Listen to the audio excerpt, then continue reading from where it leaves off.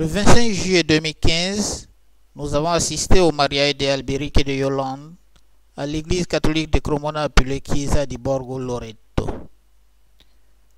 Le verset 23 de Genèse 2 nous informe que l'homme dit: Voici cette fois celle qui est os de mes os et chair de ma chair. On l'appellera femme. Animé par le même esprit qui porta Adam à s'écrier autrefois après que Dieu l'ait en fait endormi et tiré Ève de ses côtes, Alberic, foudroyé par l'amour et les vertus de Yolande dès sa première vue, décida de s'unir avec elle. Il entreprit alors toutes les démarches traditionnelles et civiques afin que sa nouvelle famille vit non seulement dans l'harmonie mais aussi dans la légalité.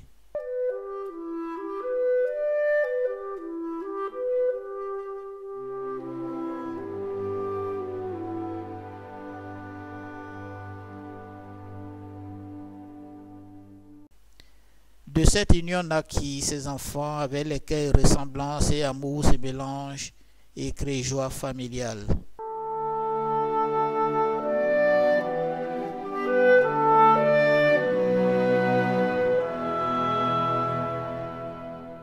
Bien qu'il ait eu des moments de bonheur, donc de joie, les années passées, tant en Côte d'Ivoire qu'en Italie, n'ont pas été sans difficulté. Pendant ces moments difficiles, les parents de Yolande n'ont nullement dit: Fille, retourne à la maison, il y a du bon Boyama à gogo ici. Mais au contraire, Yolande et Alberic ont bénéficié de leurs conseils et de leur soutien.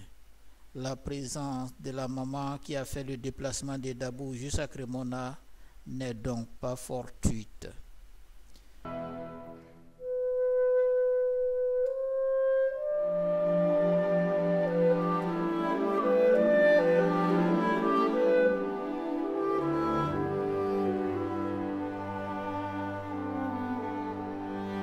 L'émotion qui se dit aussi sur la figure d'Alberic et de Yolande en dit long.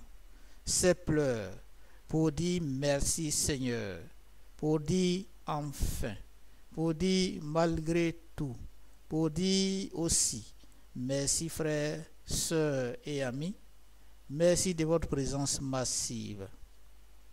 Oui, frères, sœurs, amis et connaissances étaient venus nombreux pour soutenir Alberic et Yolande, un couple sobre et beau, à l'instar de tous ces Allemands de Côte d'Ivoire, caractérisés aussi par la beauté et la solidarité.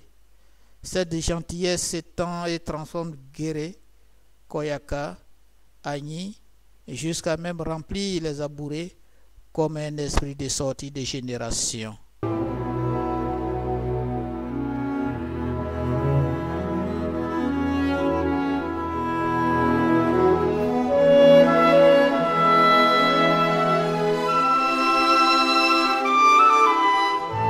Oui, ils étaient vraiment là, et chacun y a mis de son cœur et de son énergie parce qu'Alberic et Yolande le méritaient.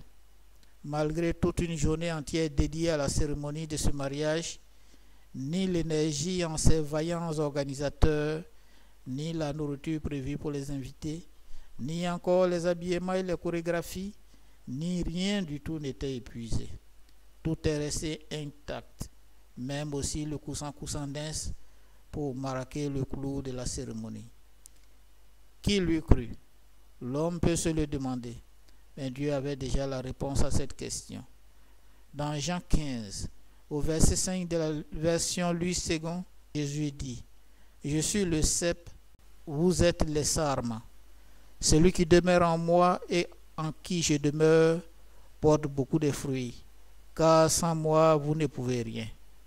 Yolande et Alberic l'avaient déjà compris, car ils ont décidé de vivre avec Christ et pour Christ.